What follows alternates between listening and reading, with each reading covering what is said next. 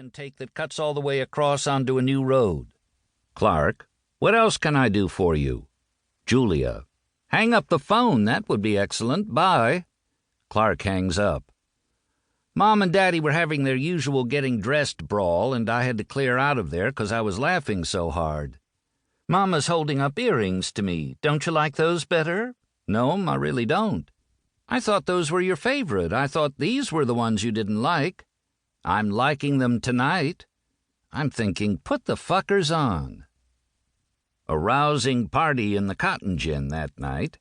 And next morning, downtown Greenville, Julia's usually life-challenged hometown, was bursting with hot tamale stalls, distinguished chefs, notable food writers, and voracious folks. And the next day, festival participants picnicked on a sandbar in the Mississippi River, Calvin Trillin recollecting Greenville's relatively unmalign role in the civil rights movement, Julia's friend Bo Weevil taking Jessica Lange out in a boat to dodge huge leaping Asian catfish, and Julia's friends from childhood, all of her friends seemed to be lifelong, the Brent sisters, picking and singing something lovely. One political note.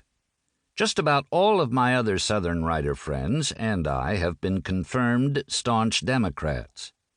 Julia from childhood was a Republican, of a decidedly secular, anti-Trump, anti-death penalty, gender and race-friendly, Delta-proud variety all her own.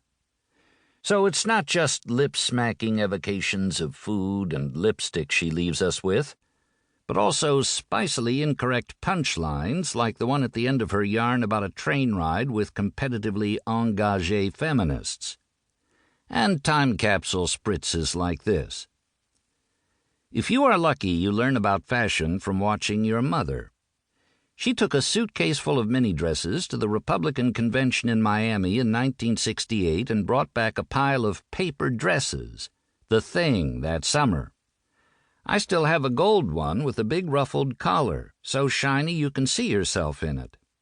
But I also see Nixon's the One and Bebe Rebozo and Spiro is My Hero, and my mother at a party on a yacht docked outside the Fontainebleau Hotel.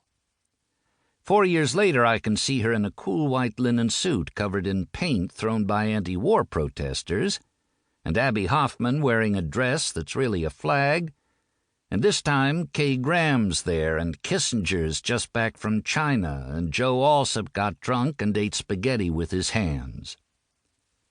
Let them read the goddamn book, Julia is saying. Okay, you're an angel, bye. Part 1. How it all started.